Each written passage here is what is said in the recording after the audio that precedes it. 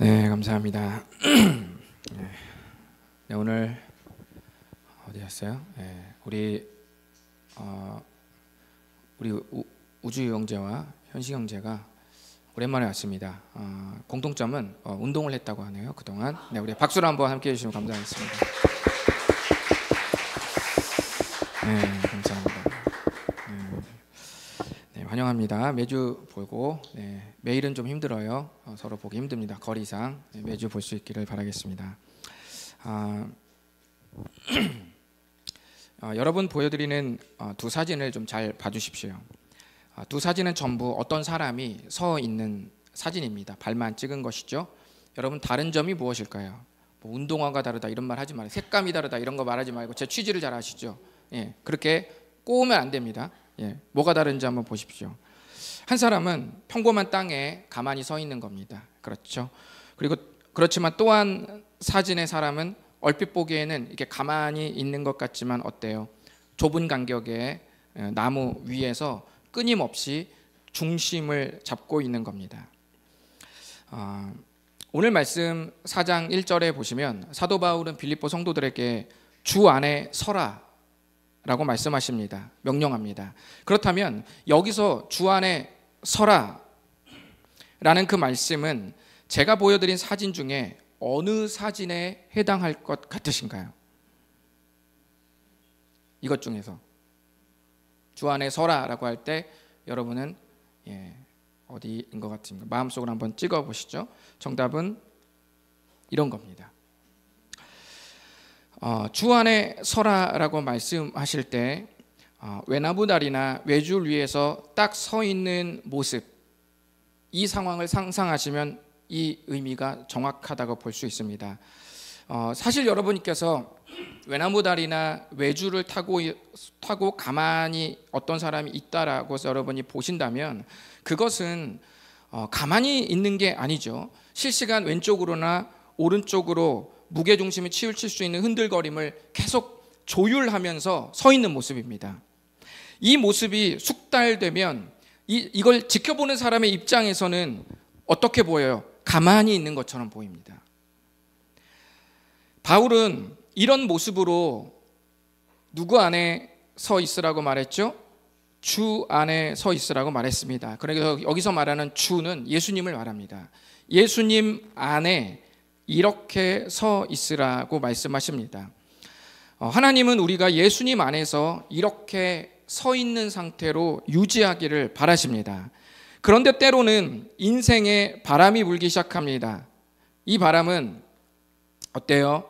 조금 이렇게 계속 거세지죠. 처음엔 머릿결만 좀 나부끼다가 점점 거세지면 이렇게 고층 빌딩만한 배 중심을 무너뜨리기도 하고요. 또는 집을 완전히 날려버리기도 합니다. 우리 인생에 이런 바람이 불 때가 있습니다. 인생에서 거센 바람이 분다는 말은 고난이 들이닥쳤다는 말입니다. 고난이 닥치면 우리는 믿음으로 중심을 잡으려고 하지만 서 있다가 휘청될 위기를 맞습니다. 돈이 너무 없어서 생활고에 시달릴 때 우리는 주 안에 서 있다가 이렇게 휘청될 수 있습니다. 또 관계가 파괴되었을 때 어때요? 관계가 파괴되었을 때 우리는 이렇게 또 좌로나 우로나 휘청될 수 있습니다. 실패가 계속됐을 때 넣는데 떨어지고 뭘 시도했는데 계속 떨어지고 그럴 때 우리는 이 패배감 때문에 휘청될 수 있습니다. 내가 힘껏 살아온 모든 삶이 부정당할 때 우리는 주 안에 잘 서 있다가 휘청될 수 있습니다. 건강이 무너졌을 때 우리는 주 안에 잘 서 있다가 중심을 잘 잡고 있다가 갑자기 휘청될 수 있습니다. 이렇게 인생의 바람, 인생의 태풍, 인생의 허리케인들은 아주 다양합니다. 지금도 그랬고 예수님 시대도 고난의 바람이 불어닥쳤고 그리고 앞으로 우리 다음 세대가 우리 주풀 어린이들이 성인이 돼서 살아갈 그 세상에도 역시나 인생 바람은 이 거센 바람은 계속 불어닥칠 겁니다. 그렇기 때문에 하나님은 특별히 우리에게 예수님 안에 서 있으라고 말씀하십니다. 이렇게 말하는 이유는 어떤 바람이 불어도 예수님 안에만 있으면 어떻다는 얘기죠? 서 있을 수 있다라는 것을 지금 바울이 마음에 품고 말하는 겁니다. 그래서 빌립보서 4장 1절부터 3절까지의 말씀은 빌립보 교회에 거센 바람이 불어닥친 한 이야기를 꺼내 들면서 우리 모두가 비틀거리지 않고 잘 서 있을 수 있는 은혜를 우리에게 주고 있습니다. 그 은혜가 무엇인지 오늘 빌립보서 4장 1절, 2절, 3절 세 계절을 함께 나눠보도록 하겠습니다. 우리 첫 번째, 그렇다면 빌립보 교회에는 어떤 거센 바람이 불어닥쳤는가 먼저 좀 살펴보도록 하겠습니다. 2절을 한번 읽어보실까요? 시작.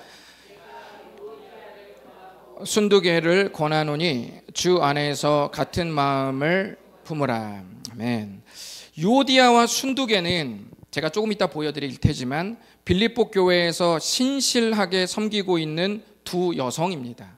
유오디아와 순두개는 신실하게 섬기고 있는 두 여성이에요. 그런데 이 두 여성이 크게 싸우기 시작했습니다.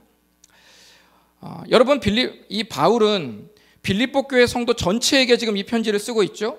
그런데 특별히 그 편지에 딱 두 사람의 이름을 꼬집어서 중요한 말씀을 전달했을 정도라면 이 두 여인의 싸움이 빌립보 교회 공동체 전체에 불어닥친 바람이 얼마나 큰지 우리가 알 수 있을 겁니다.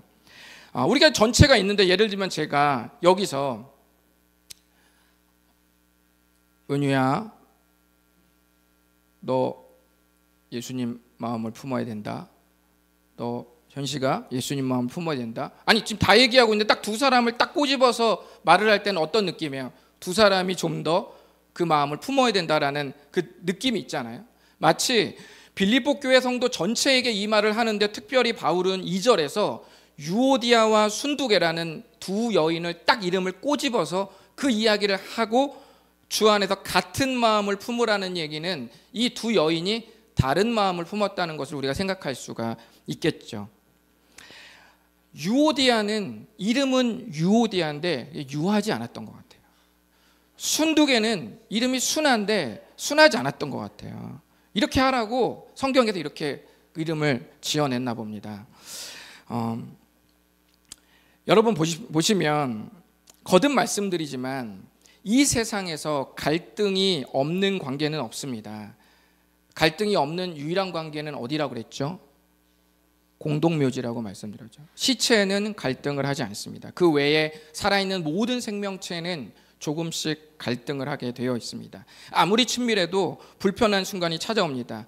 갈등은 작은 불로 시작했다가 믿음으로 다스리지 않으면 큰 불이 되어서 온 산을 완전히 태워버립니다.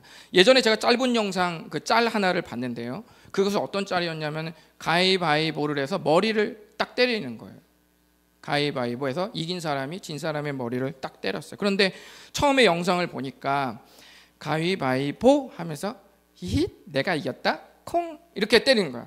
그 상대가 이기면 이번엔 내가 이겼네 콩 이렇게 하다가 두세 번 왔다 갔다 하는데 조금씩 강도가 올라가더니 마지막에는 주먹으로 완전 내리치고 상대도 화가 나서 내리치고 그러다가 나중에는 가위바위보를 안 하고 둘이서 치고받고 싸우면서 아주 가위가 눌리도록 아주 열심히 싸우는 그 광경을 제가 봤습니다. 언제나 갈등은 아주 작은 것으로부터 시작합니다. 하지만 그 갈등이 믿음으로 다스려지지 않으면 점점 타오릅니다. 그리고 여러분 임시로 불을 꺼트리는 것도 안 됩니다. 왜냐하면 나중에 그런 비슷한 종류의 갈등이 또 오면 그 불은 어김없이 또 활활 타올라서 되살아납니다. 근본적으로 다스리지 않으면 언제나 이런 갈등은 우리를 불사를 그 순간만 호시탐탐 노립니다. 지금 빌립보 교회는 바로 유오디아와 순두개 이 두 여인의 영향력 있는 이 두 여인의 그리고 심지어는 신실하게 섬기고 있는 두 여인의 이 갈등, 싸움 이것이 빌립보 교회의 문제였고 빌립보 교회에 불어닥친 아주 거센 바람이었습니다. 자, 그렇다면 이 문제에 대안으로 성경은 어떻게 또 무엇을 말하고 있는지 한번 살펴보도록 하겠습니다. 크게 두 가지를 말하고 있습니다. 첫 번째는 한번 읽어보실까요? 시작. 같은 마음. 네. 이렇게 갈등이라는 종류의 거센 바람을 교회가 맞이했을 때 사도 바울은 첫 번째 문제에 대안으로 같은 마음을 말하고 있습니다. 아까 제가 보여드린 4장 2절의 말씀을 보면요, 끝부분을 보시면 뭐라고 말하고 있죠? 주 안에서 같은 마음을 품어라 라고 말씀하고 있습니다. 우리가 누군가와 같은 마음을 품으라고 할 때 어떤 사람은 이런 생각할 수 있어요. 같은 마음을 품으라고? 그럼 내가 이 사람에게 맞춰줘야지. 또는 저 사람이 나에게 맞춰줘야지. 그러면 같은 마음을 품을 수 있겠지라고 생각할 수 있습니다. 그러나 제가 말씀드린 것처럼 이런 방식은 성경에서 말하는 하나됨이 아닙니다. 성경에서 말하는 하나됨은 내가 예수님의 마음을 배우고 옆 사람이 예수님의 마음을 배워서 둘이 만날 때 뭘 발견하는 거예요? C를 발견하는 겁니다. 그 C가 뭐예요? 네, 그리스도예요. 예수 그리스도의 마음을 발견하는 거죠.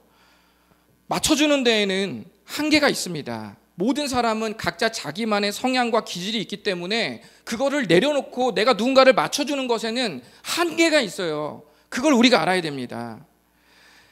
우리는 어디서 만나야 하냐면 예수님의 마음에서 만나야 됩니다.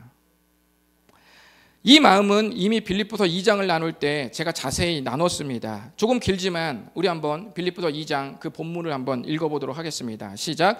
너희 안에 이 마음을 품으라. 곧 그리스도 예수의 마음이니 그는 근본 하나님의 본체시나 하나님과 동등됨을 취할 것으로 여기지 아니하시고 오히려 자기를 비워 종의 형체를 가지사 사람들과 같이 되셨고 사람의 모양으로 나타나사 자기를 낮추시고 죽기까지 복종하셨으니 곧 십자가에 죽으심이라. 아멘. 이 예수 그리스도의 마음이 바로 이 서술된 5절, 6절, 7절, 8절의 이 내용 안에 그 골자가 다 들어 있습니다. 예수님은 성자 하나님이시면서도 기꺼이 하나님과 동등됨을 포기하셨고 자기를 낮추셔서 죽기까지 복종하셔서 그 말씀을 이루셨습니다. 성경은 예수님께서 걸으셨던 복음 여정 전체를 일컬어서 예수님의 마음이다 라고 말씀하셨습니다. 우리 모두가 십자가의 길에서 만나지 않고는 그 누구도 하나 될 수 없다는 사실을 기억하십시오. 우리가 관계의 어려움을 겪을 때 내가 참는다, 내가 맞춘다, 내가 기다린다, 내가 간다, 내가 이것을 계속 외치는 한 우리는 절대로 하나가 될 수 없습니다. 우리는 모두 예수님의 마음에서 만나야 됩니다. 예수님의 십자가에서 만나고 예수님의 부활로 함께 일어서야 합니다. 우리 다 같이 이 말씀을 한번 읽어보도록 하겠습니다. 시작. 만일 우리가 그리스도와 함께 죽었으면 또한 그와 함께 살 줄을 믿노니. 아멘. 예수님과 함께 사는 건 좋아요. 그런데 예수님과 함께 죽는 건 못하겠는데요. 만약 그렇다면 로마서 6장 8절이 우리에게 이루어질 수 없습니다. 하나님은 분명히 약속하셨습니다. 우리가 그리스도와 함께 죽었으면 또 그와 함께 산다. 아멘. 그래서 빌립보서에서도 죽으심을 본받고 부활에 이른다라고 말씀드렸죠. 빌립보서 3장 10절과 11절에 그렇게 기록되어 있습니다. 우리 모두가 이와 같은 마음을 품을 수 있기를 바랍니다. 주풀부터 청장년 모두 예수님의 마음으로 우리가 향할 수 있기를 바라겠습니다. 이 마음이 인생의 거센 바람이 불 때 우리가 휘청되지 않고 주 안에 서 있도록 만들어 줄 것입니다. 자, 두 번째로 우리가 이 인생 거센 바람을 맞이했을 때 바울이 제안했던 두 번째 대안, 그것이 무엇인지 한번 읽어보도록 하겠습니다. 시작. 생명책에 기록된 사람을 기억하기. 아멘. 네, 여러분은 생명책에 이름이 기록되어 있나요? 네, 혹시 오타가 기록되어 있는 거 아니겠죠? 갔는데 오성현이 아니라 오성훈이라든지, 그러면 인생이 끝나는 것이겠죠? 우리 다 같이 한번 4장 3절을 한번 읽어보도록 하겠습니다. 시작. 또 참으로 나와 멍에를 같이 한 내게 구하노니 복음에 나와 함께 힘쓰던 저 여인들을 돕고 또한 글레멘드와 그 외에 나의 동역자들을 도우라. 그 이름들이 생명책에 있느니라. 아멘. 3절을 보면 제가 왜 유오디아와 순두개가 신실한 일꾼이었다고 말했는지 그 근거가 나옵니다. 거기 보시면 뭐라고 말하고 있어요? 복음에 나와 함께 힘쓰던 저 여인들 있죠? 복음에 나와 함께 힘쓰던 저 여인이 유오디아와 순두개입니다. 그러니까 유오디아와 순두개는 막 들어온 사람이 아니에요. 매주 처음 저 한번 2주 정도 예배 드리려고 이런 여인이 아니라 그 교회의 깊은 중심에서 아주 중요한 일을 감당하고 있는 두 여인이었다는 것입니다. 바울도 고백하기를 그 여인은 이상한 여인들이 아니야. 복음에 나와 함께 헌신되어 있었던 여성들이었어 라고 그렇게 바울이 말하고 있습니다. 귀한 일꾼이죠. 우리는 여기서 무엇을 알 수 있냐면 신실한 일꾼들도 충분히 갈등에 휘말릴 수 있다는 것을 여러분이 기억해야 됩니다. 두 여인이 빌립보 교회에서 영향력이 있었던 사람이었기 때문에 그만큼 교회의 큰 고민이기도 했습니다. 감사하게도 바울과 함께 이 문제를 돕는 사람들이 있었습니다. 감사하게 바울만 막 이 가슴앓이를 한 게 아니라 이 3절을 보니까 누가 있었어요? 나와 멍에를 같이 한 너에게라고 말하고 있죠. 이게 누군지는 정확히 모르지만 빌립보 교회의 아마 지도자, 리더 그룹에 있었던 사람인 것 같아요. 어쨌든 나와 멍에를 같이 한 사람이 있고요. 또 누가 있죠? 복음에 나와 함께 힘쓰던 저 여인도 있고요. 또 글레멘드가 있죠. 글레멘드는 로마에서 아주 흔히 쓰던 이름입니다. 우리나라로 말하면 철수, 영자 이런 거 있죠. 남자 이름이에요. 뭐 철수, 뭐 이런 영식이 이런 거, 상철이, 이거 뭐지? 갑자기? 네. 그래서 어쨌든 이런 이름들이 그 당시 로마에서 자주 쓰던 이름이에요. 글레멘드는 자주 쓰던 이름입니다. 근데 우리는 누군지는 몰라요. 성경에 여기 등장했기 때문에 맥락이 없어요. 어쨌든 그도 빌립보 교회의 신실한 형제로 바울을 돕고 있었고 그 외에 바울의 동역자들이 있었다라고 3절이 말합니다. 그러니까 모두 함께 지금 누구의 문제를 잘 해결해달라고 부탁하냐면 유오디아와 순두개, 유하지 않은 유오디아와 순하지 않은 순두개를 잘 좀 조율해달라, 잘 좀 중재를 해달라고 지금 사도 바울이 이 사람들에게 부탁을 하고 있는 겁니다. 그런데 마지막 말이 아주 의미심장합니다. 바울은 그 이름들을 전부 말하면서 그 이름들이 전부 생명책. 우리 빨간색 글씨 한번 읽어보겠습니다. 시작. 아멘. 그 이름들이 생명책에 있느니라.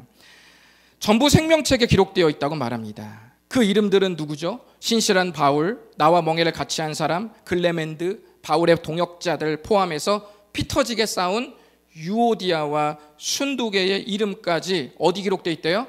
생명책에 기록되어 있다고 말합니다. 우리가 싸울 때는 내 반대편에 있는 사람이 어디에 있기를 바라죠?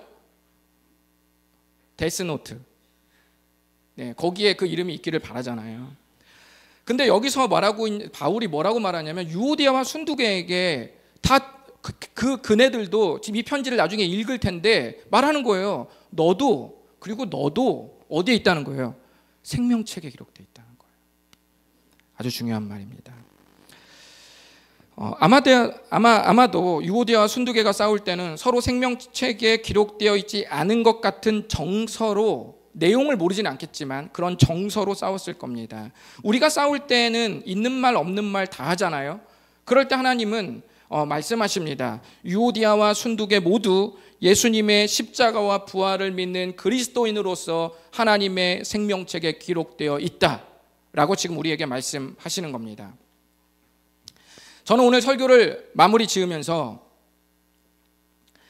생명책이라는 말의 유래가 어디서 시작되었는지 나누는 것으로 좀 말씀을 마무리하려고 합니다. 어떤 친구들은 아마 벌써 마무리를 해? 온 지가 얼마 안 됐는데? 라고 좋아하실 수 있는데 이 마무리가 한 절반이에요. 이렇게 반전이 있죠. 네. 이 유래를 오늘까지 말씀드리겠습니다. 제가 재미있게 최대한 잘 풀어볼 테니까 잘 한번 들어보시기 바랍니다. 이스라엘 백성들이 이집트에서 괴롭게 종살이를 하다가 하나님께서 세우신 이 모세, 지도자 모세를 따라서 이집트를 탈출할 수 있게 되었습니다. 대기적이죠. 이 백성들은 이집트 땅을 떠나서 이제 몇 개월이 됐대요? 3개월이 되던 날, 그렇죠? 홍해를 건너고 이집트를 탈출한 지 이제 3개월 정도가 되어서 어디 도착했냐면 시내 광야에 도착했다고 말씀합니다. 여기서 약 몇 개월간을 머무르냐면 11개월 정도를 머무릅니다. 출애굽기에서는 몇 개월 머무르면 다 알 수 없고 민수기를 다시 살펴보면 알 수가 있습니다. 합쳐보면 11개월간 정도를 이 시내 광야에 머무르는데, 이 11개월 동안 뭐를 하냐면 모세가 시내산에 몇 번을 올라갔다 옵니다. 올라갔다 내려갔다 올라갔다 내려갔다 계속 뭘 하냐면 올라가서 하나님의 말씀을 받고 내려와서 백성들한테 얘기하고, 백성들은 그걸 듣고 아멘 우리가 순종하겠습니다 하면 그 말씀 받아서 올라가고, 올라가면 예수님 말씀하시고 내려오고, 내려오면 또 백성들의 답변을 듣고 또 올라가고, 이렇게 이 11개월 동안 여러 번 이렇게 왔다 갔다 산을 오르락 내리락 하면서 하나님의 말씀을 받아서 전달도 하고 백성들의 신앙 고백을 받아서 올려드리기도 하는 시간 동안 이 시간을 보내고 있었던 겁니다. 그런데 마지막 시내산에 올라갔을 때 40일 동안 내려오지를 않는 거예요. 다른 때는 올라갔다가 금방 내려와서 소통하고, 금방 소통했다가 올라가서 내려와서 또 소통하고, 이렇게 했는데 마지막에 올라갔을 때는 40일 동안 내려오지 않는 거예요. 스마트폰이 없으니 전화할 수도 없고, 모세 왜 안 와? 카톡 왜 안 와? 막 이 불붙는 이모티콘 막 부르면서 빨리 와, 좋은 말 할 때 빨리 와라, 이런 말을 할 수도 없고 아무것도 연락할 수가 없었죠. 그가 올 때까지 그냥 기다려야만 했습니다.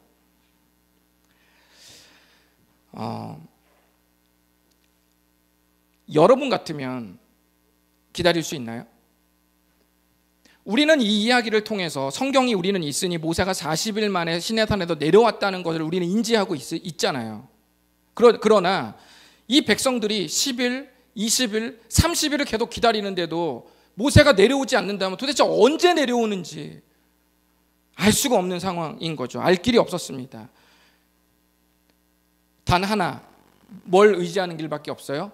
모세를 산으로 부르신 하나님을 신뢰하는 것밖에 없어요. 기다리는 법은 오직 그겁니다. 어떠한 시그널과 이정표도 없어요. 내비도 안 맞춰집니다. 오직 모세가 다시 내려온다면 그걸 기다릴 수 있는 유일한 방법은 뭐라고요? 모세를 부르신 하나님을 신뢰하는 길밖에는 기다리는 방법이 없다. 그렇게 하염없이 기다리던 중 큰 사건이 터집니다. 우리 다 같이 한번 읽어보겠습니다. 시작. 백성이 모세가 산에서 내려옴이 더딤을 보고 모여 백성이 아론에게 이르러 말하되 일어나라, 우리를 위하여 우리를 인도할 신을 만들라. 이 모세 곧 우리를 애굽 땅에서 인도하여 낸 사람은 어찌 되었는지 알지 못함이니라. 아멘. 백성들의 인내의 한계가 왔습니다. 백성들이 산 밑에서 함께 기다리고 있는 모세의 형 아론에게 불만을 터뜨립니다. 우리는 더 이상 하나님을 기다릴 수가 없다. 도대체 언제 오는 거야? 아론, 당신이 하나님도 계신 것 같지 않고 하나님이 부르신 모세도 내려오질 않으니 우리에게 보여지는 건 그냥 멀뚱한 시내산밖에 없으니 당신이 우리를 인도할 신을 새롭게 좀 만들어 보시오. 우리를 데려온 그 모세, 뭐 그 사람 뭐 잘 모르게 기억도 안 나고, 그 사람은 우리를 애굽 땅에서 인도해낸 그 사람, 그 어찌 되었는지 우리는 아무것도 알 수가 없어. 이렇게 백성들이 막 말하기 시작한 겁니다. 그러면은 아론은 어떻게 해야 되죠? 모세의 형 아론은 어떻게 해야 돼요? 왜들 이러시오? 뭐 이렇게 가야 되는 거 아니에요? 왜들 이러시오? 기다리시오. 하나님은 이미 우리를 이집트에서 탈출시키는 기적을 일으키지 않았소. 바다를 갈라지게 하지 않았소. 당신이 두 눈으로 똑똑히 보지 않았소. 쏘 하면서 계속 이거를 질문하고 오히려 백성들을 다독거려야 되잖아요. 근데 안 왔소. 쏘 가르쳐야 되는데 소를 안 하니까 소를 만든 거예요. 그래서 32장 2절을 보시면 2절, 3절, 4절을 보시면 아론이 백성들에게 뭐라고 말하냐면 2절을 보시면 그래? 그럼 너네들 금 액세서리를 좀 다 가져와라. 이렇게 말하니까 평상시에는 엄청 금부치를 아끼던 사람들이 그때가 되니까 막 있는 금 없는 금을 막 싹 다 가져오는 겁니다. 그래서 그것을 녹여가지고 금 송아지 형상을 만들었습니다. 소를 우상으로 만들고 나서 막 이 소를 보면서 아론이 이 소가 우리를 이집트에서 탈출시킨 신이다. 이 소는 누가 키우냐? 우리가 키워야지. 우리를 인도한 신이다. 이렇게 말하기 시작하는 거예요. 그러니까 백성들이 이 소리를 듣고 나서 32장 6절에 보시면 백성들이 이걸 듣고 너무 기뻐서 좋아가지고 금송아지 제단의 번제와 화목제, 하나님께 드릴 모든 제물과 제사를 드리면서 그 드린 고기를 앉아서 먹고 마시고 바베큐 파티를 하면서 아주 쌩 난리를 친 겁니다. 바로 이때 하나님께서 산에 있던 모세에게 이렇게 말씀하십니다. 한번 읽어보실까요? 시작. 여호와께서 모세에게 이르시되 너는 내려가라. 내가 애굽 땅에서 인도하여 낸 네 백성이 부패하였도다. 모세는 이 말씀을 듣고 이 위기가 심상치 않음을 느꼈습니다. 그리고 하나님께서 또 말씀하시는 거예요. 내가 이 백성을 보니 목이 뻣뻣한 백성이로구나. 목이 뻣뻣하다는 말은 교만하다는 말입니다. 모세는 고스란히 이 위기를 홀로 느꼈습니다. 백성들이 먹고 마시고 바베큐 파티를 하고 우상에게 화목제와 번제를 드리며 찬양과 찬송의 노래를 부르고 있을 때 오롯이 모세 홀로 이 위기를 느끼고 있었어요. 하나님의 은혜를 고스란히 받아놓고 하나님께 등 돌린 백성들을 향해 모세가 내려와서 말을 합니다. 32장 30절 보면 내가 하나님께 다시 나아가겠소. 나아갈 텐데 하나님께서 여러분들을 용서해 줄지는 정말 모르겠소. 이렇게 해서 비장한 마음을 가지고 내가 여러분을 위해서 하나님께 나아가겠다고 그렇게 고백합니다. 그리고 마침내 모세가 무엇인가를 결심한 듯 자기 목숨과 전부를 내걸어서 이 백성을 구하기 위해 하나님 앞에 나아갑니다.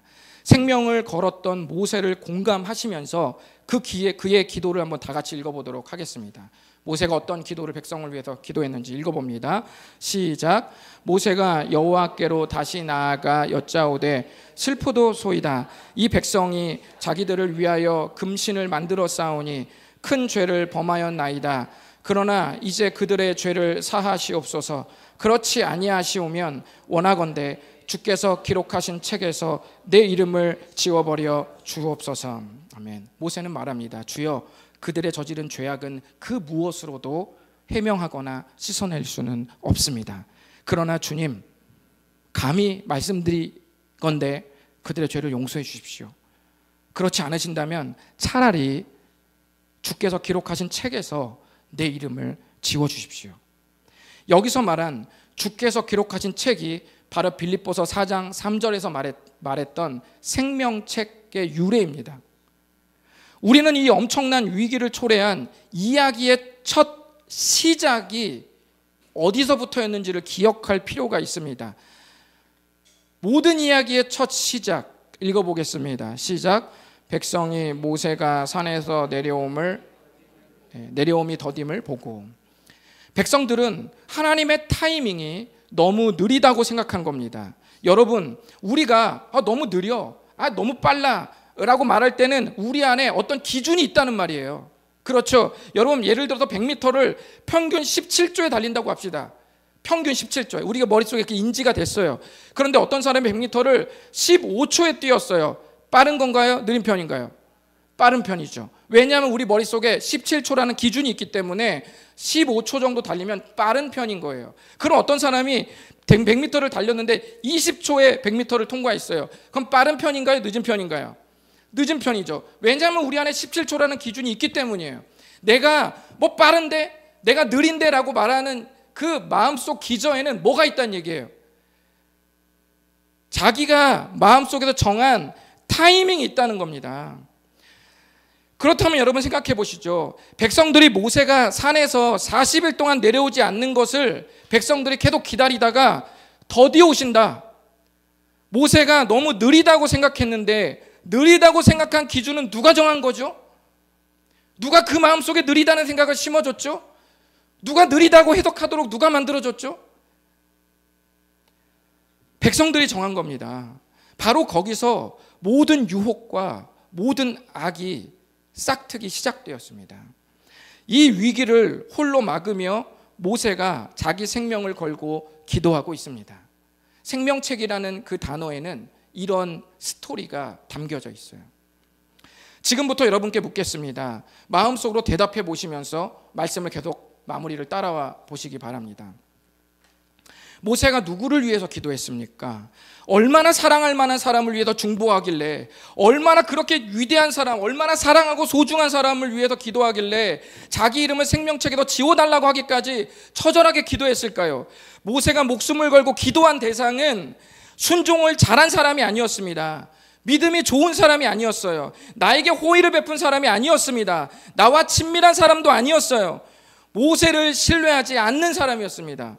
모세를 인정하지 않는 사람이었어요. 모세를 믿지 못했던 사람이었습니다. 그리고 더 나아가서 하나님의 계획표와 하나님의 시간표를 전혀 신뢰하지 못한 그 사람들을 위해 모세는 자기 이름을 생명책에서 지워달라고 지금 주 앞에 무릎 꿇고 부르짖고 있는 겁니다.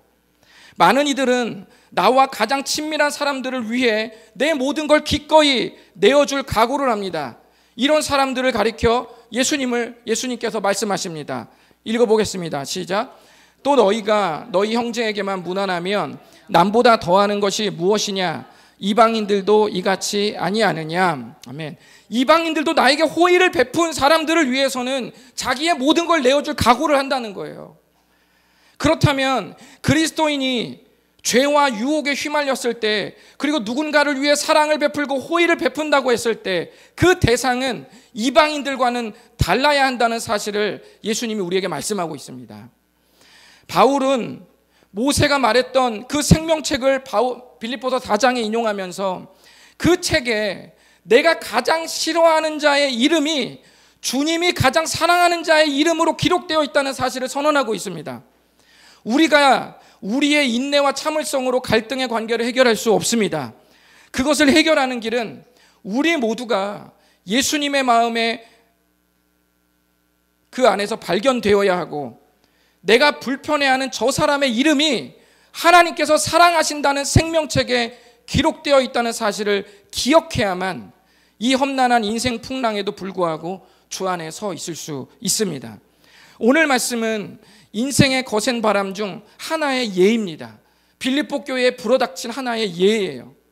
그러나 여기서 말하는 이 대안은 모든 인생 바람에 적용될 수 있는 것들입니다.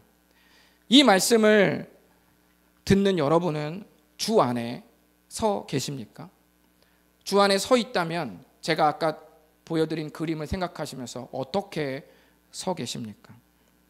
만약 조금 비틀거리고 있다면 이 말씀을 가지고 주 앞으로 나아가 순종하겠다고 한번 헌신해 보시는 시간을 가졌으면 좋겠습니다. 눈을 감고 기도하겠습니다.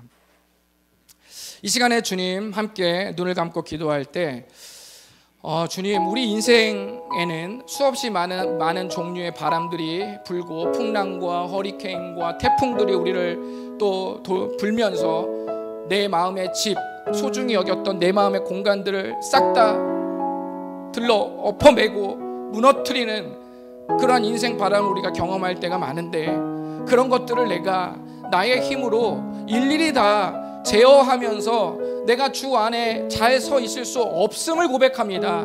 우리 먼저 주 앞에 주님, 나는 설 수 없음을 먼저 고백합시다. 주님, 내 힘으로는 설 수 없다고 먼저 고백합시다. 그리고 오늘 말씀을 생각하면서 주님, 내가 주 안에서 잘 서 있을 수 있다면 그것은 내가 아니라 예수님의 마음을, 예수님의 같은 마음을 품어야지만 내가 그 서 있을 수 있음을 고백합니다.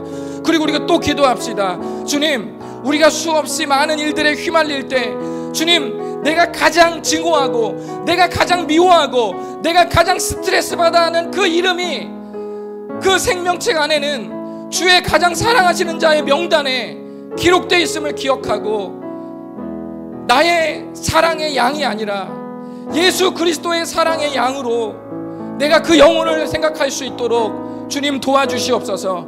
이럴 때에만이 내가 하나가 될 수 있으며, 이럴 때에만이 내가 인생에서 비틀거리지 않고 인생 바람이 불어도 그 모든 바람을 제어하고 주 안에 서 있을 수 있음을 고백합니다. 주님, 이 시간에 예수님의 같은 마음을 품게 하시고 또 나와 함께 있는 모든 공동체의 이름이 생명책에 있음을 믿음으로 고백하고 선언하도록 이 시간 다 같이 중보하며 기도했으면 좋겠습니다. 하나님 아버지, 이 시간 나아갑니다.